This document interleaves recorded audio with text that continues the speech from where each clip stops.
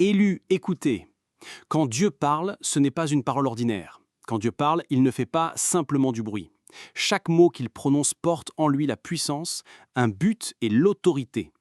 Il pense chaque mot qu'il dit, et il dit chaque mot qu'il pense.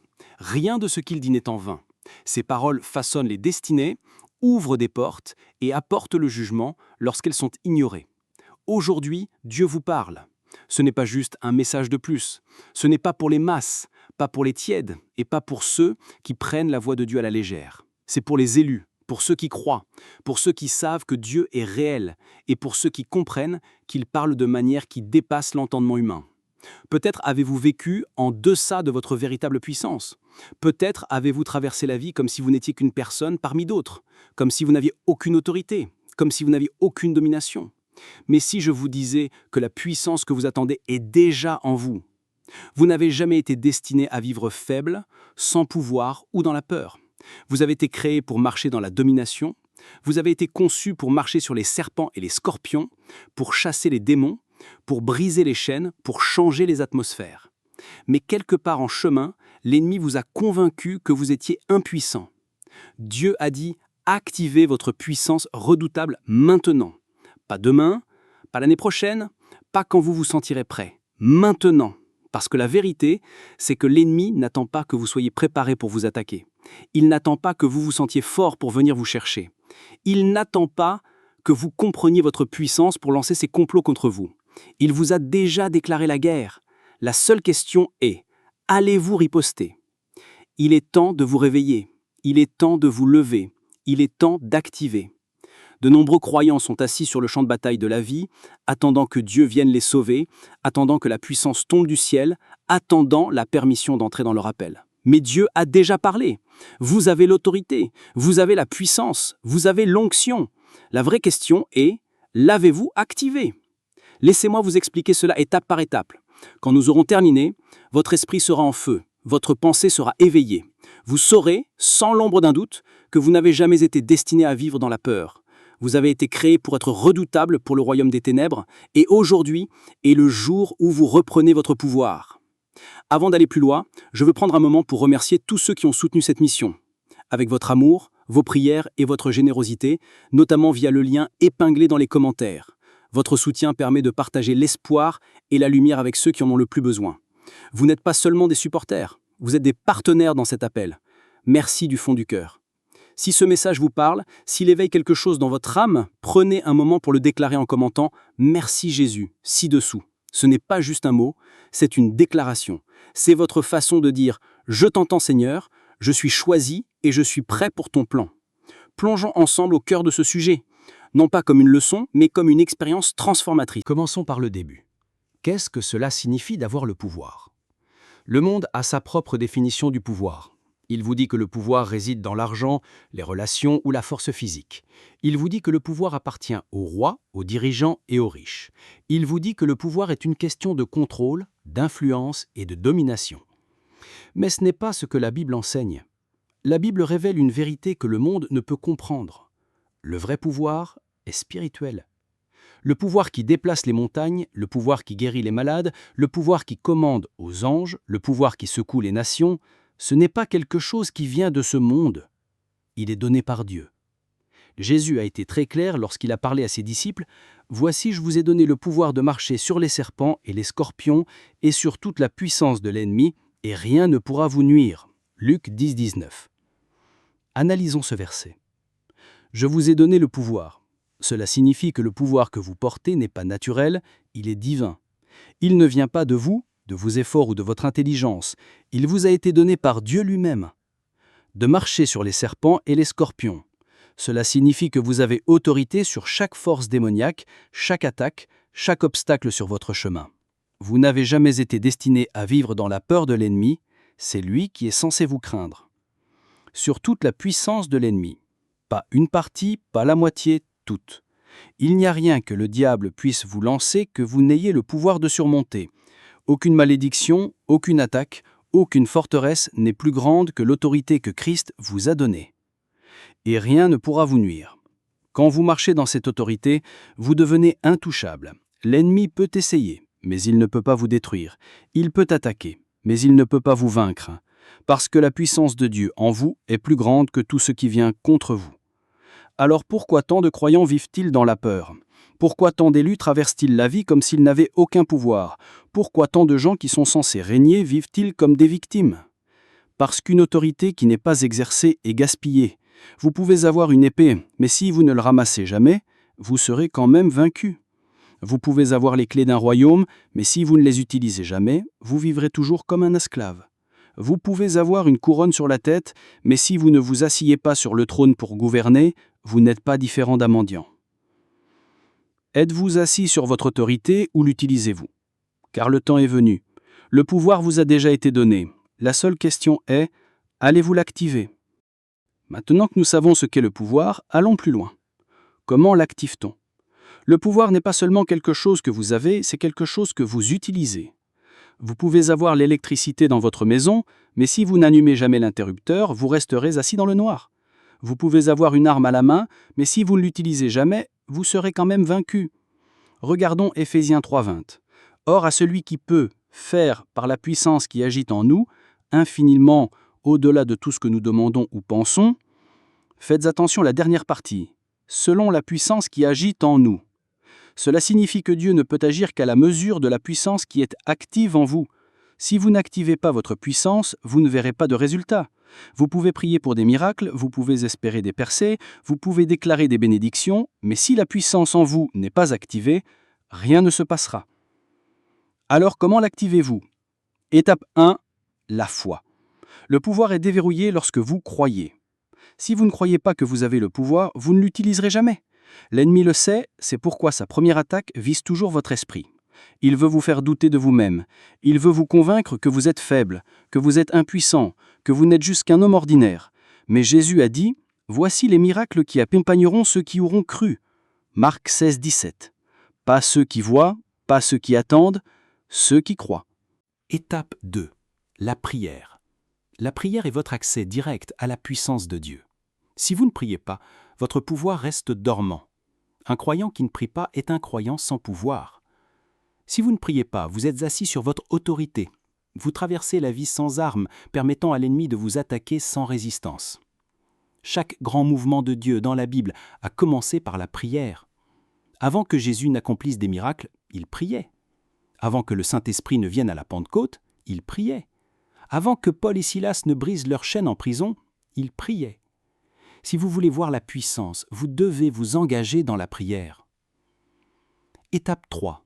L'obéissance. Le pouvoir suit l'obéissance. Si vous n'obéissez pas à Dieu, vous ne marcherez pas dans la puissance. Dieu ne libérera pas une puissance surnaturelle pour quelqu'un qui refuse d'écouter sa voix.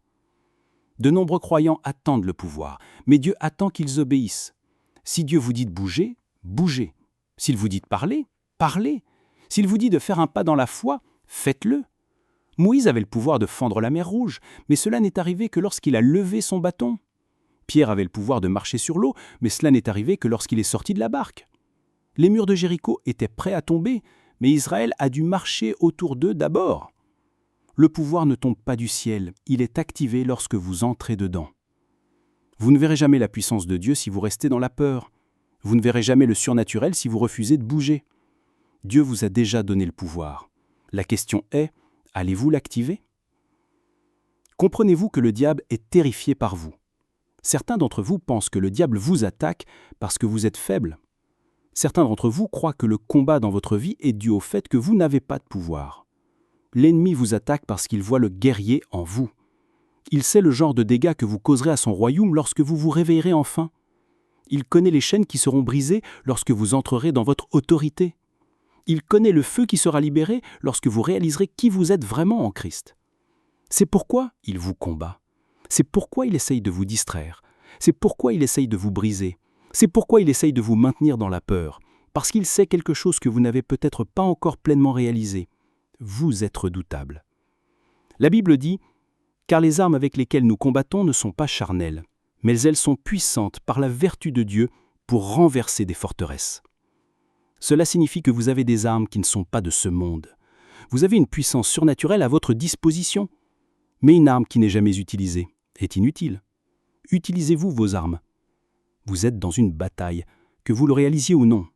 Et dans une bataille, ceux qui refusent de se battre sont les premiers à être éliminés. Vos armes sont la prière, la force la plus puissante sur Terre. La prière change les atmosphères, détruit les plans démoniaques, active l'intervention angélique. Un croyant qui prie est un croyant inarrêtable. La parole de Dieu, l'épée de l'esprit. L'ennemi ne peut tenir face à la parole. C'est votre arme, votre défense, votre puissance. Jésus a vaincu Satan dans le désert en proclamant la parole.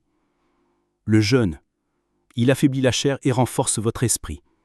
Le jeûne aiguise votre discernement, brise les forteresses, vous donne une puissance spirituelle à laquelle l'ennemi ne peut résister. Un soldat qui refuse de se battre est déjà vaincu. La raison pour laquelle le diable vous attaque tant, c'est parce qu'il sait ce que vous deviendrez si jamais vous entrez dans votre pleine autorité. Il craint ce qui est en vous. Il craint ce potentiel. Il craint l'onction qui attend d'être activée. Alors qu'attendez-vous ? Il est temps de se lever. Il est temps de prendre sa place. L'ennemi craint ce que vous êtes en train de devenir. Ne le laissez pas vous arrêter. Prenez vos armes, tenez bon et battez-vous. La peur est la dernière barrière entre vous et votre pouvoir. La peur est la chaîne invisible qui retient de nombreuses personnes. La peur est le mur qui se dresse entre vous et votre percée. La peur est la dernière forteresse que l'ennemi utilise pour vous empêcher d'entrer dans votre destinée. Mais la Bible dit une chose très claire, car ce n'est pas un esprit de timidité que Dieu nous a donné, mais un esprit de force, d'amour et de sagesse. 2 Timothée 1, 7.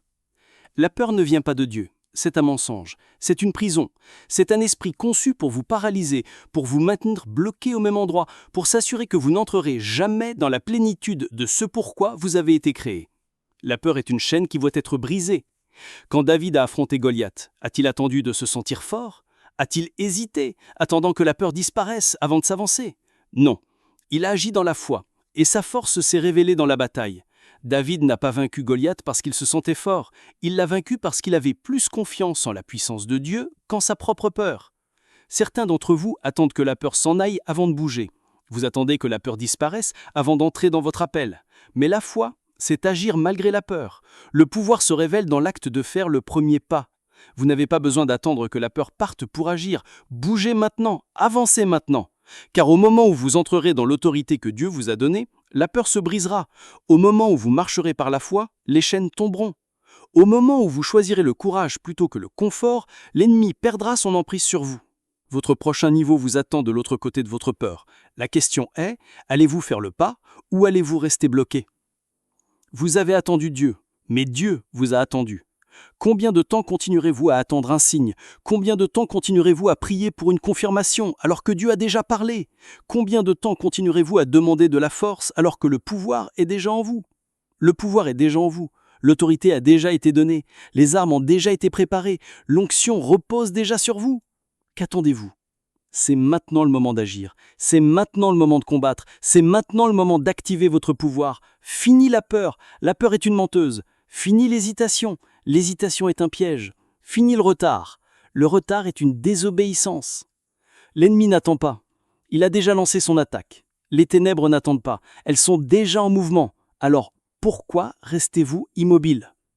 Le temps de la passivité est terminé. Le temps du doute est terminé. Le temps de marcher dans votre pleine puissance est maintenant. Entrez dans votre autorité divine. Activez votre puissance redoutable maintenant. Le monde attend. Le royaume appelle. L'ennemi tremble. Allez-vous vous lever ? Prions ensemble cette prière de foi, comme une seule famille. Père céleste, tout-puissant et très haut, l'ancien des jours, l'inébranlable et l'inarrêtable, le Dieu qui appelle les choses qui ne sont point comme si elles étaient, je viens devant toi aujourd'hui en tant que ton serviteur, me tenant sur la brèche pour chaque élu qui entend ma voix. Seigneur, tu les as choisis pour un temps comme celui-ci. Tu les as mis à part avant même leur naissance. Tu les as destinés à la grandeur. Et pourtant, tant d'entre eux vivent en deçà de leur mandat divin. Mais aujourd'hui, Seigneur, j'appelle à un réveil. Aujourd'hui, je déclare que chaque géant endormi se lèvera. Aujourd'hui, je décrète que chaque onction dormante sera ranimée. Aujourd'hui, je proclame que le feu du réveil tombera. Ô Dieu, secoue-les de leur sommeil, que les chaînes qui les ont tenus captifs se brisent, que l'aveuglement spirituel qui les a maintenus dans la stagnation soit ôté, que les excuses qui les ont retenus soient détruites, que la peur qui les a réduits au silence soit déracinée. Père, Je crie pour une nouvelle effusion de puissance, que le feu du Saint-Esprit descende sur eux maintenant, qu'il consume chaque peur, chaque doute, chaque insécurité et chaque faiblesse. Plus d'hésitation, plus de timidité, plus de retard. La même puissance qui a ressuscité Jésus d'entre les morts habite en eux. Active-la maintenant, Seigneur. Je réprimande tout esprit de faiblesse. Je prends autorité sur chaque voix qui a murmuré des mensonges à leurs oreilles, leur disant « Tu n'es pas assez, tu es trop petit, tu n'es pas digne ». Ce sont des mensonges venus du fond de l'enfer et aujourd'hui, nous les réduisons au silence par le sang de Jésus. Je décrète et déclare qu'ils ne sont pas ordinaires. Ils sont appelés, choisis, oints et désignés pour un temps comme celui-ci. Père, libère une révélation surnaturelle de leur véritable identité. Qu'ils ne se voient plus comme des sauterelles alors que tu as fait d'eux des géants. Qu'ils ne pensent plus comme des esclaves alors que tu as fait d'eux des rois et des reines. Qu'ils ne vivent plus comme des victimes alors que tu les as déclarés vainqueurs. Je déclare que la foi grandit en eux maintenant. La foi qui déplace les montagnes, enflamme-la. La foi qui ferme la gueule des lions, libère-la. La foi qui brise les chaînes, la foi qui commande aux tempêtes, la foi qui change les atmosphères, déchaîne-la. Père, aiguise leurs armes spirituelles. Que leur vie de prière soit enflammée. Que leur faim de ta parole soit intensifiée. Que leur discernement soit accru. Que leur autorité soit établie. Ils ne resteront plus en retrait pendant que l'ennemi avance. Ils ne reculeront plus face au combat spirituel.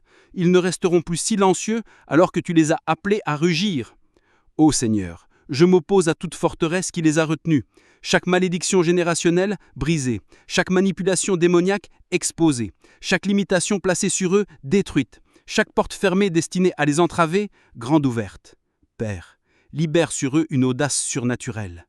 Qu'ils avancent comme David, courant vers leur Goliath, qu'ils se lèvent comme Déborah, menant avec une autorité divine, qu'ils marchent comme Pierre sortant sur les eaux de l'impossible. Seigneur, ceux qui ont eu peur d'entrer dans leur appel, pousse-les en avant, pousse-les hors de la complaisance, pousse-les hors de la peur, pousse-les hors du retard, qu'ils entrent avec audace dans leur destinée divine, maintenant. Seigneur, je prie pour ceux qui vont passer à l'action, ceux qui ne resteront plus assis à attendre, ceux qui entreront dans leur autorité divine. Ceux qui marcheront dans la puissance. Que l'onction fraîche tombe sur eux maintenant, non pas une simple portion, mais une double portion, une triple portion, un débordement. Père, j'élève ceux qui vont s'abonner, aimer et partager ce message. Tu vois leur obéissance, Seigneur. Tu vois leur faim, tu vois leur foi. Béni soit-il dans la ville, béni soit-il dans les champs, béni soit-il à leur entrée, béni soit-il à leur sortie. Que des percées les localisent, que la provision surnaturelle les trouve. Que l'accélération divine les dépasse, que des portes financières s'ouvrent devant eux, que la protection divine les couvre, eux et leur foyer, que la guérison coule dans leur vie, que la faveur les poursuive. Je déclare et décrète, leur puissance est activée. Fini la petite vie, fini la peur, fini le retard, fini la stagnation, fini les excuses. Ils entrent dans leur mission divine, ils s'élèvent dans leur pleine autorité, ils marchent dans une puissance surnaturelle et rien ne peut les arrêter. Au nom puissant, inarrêtable et inébranlable de Jésus-Christ. C'est accompli. Amen, amen, amen. Si ce message a touché votre cœur et que vous souhaitez soutenir notre mission de propagation de la parole de Dieu, il y a un lien épinglé dans les commentaires ci-dessous. Aucun don n'est trop petit. Votre générosité, même un centime, peut apporter de l'espoir et de la joie à la vie de quelqu'un. Merci d'être partenaire avec Dieu dans cette œuvre importante.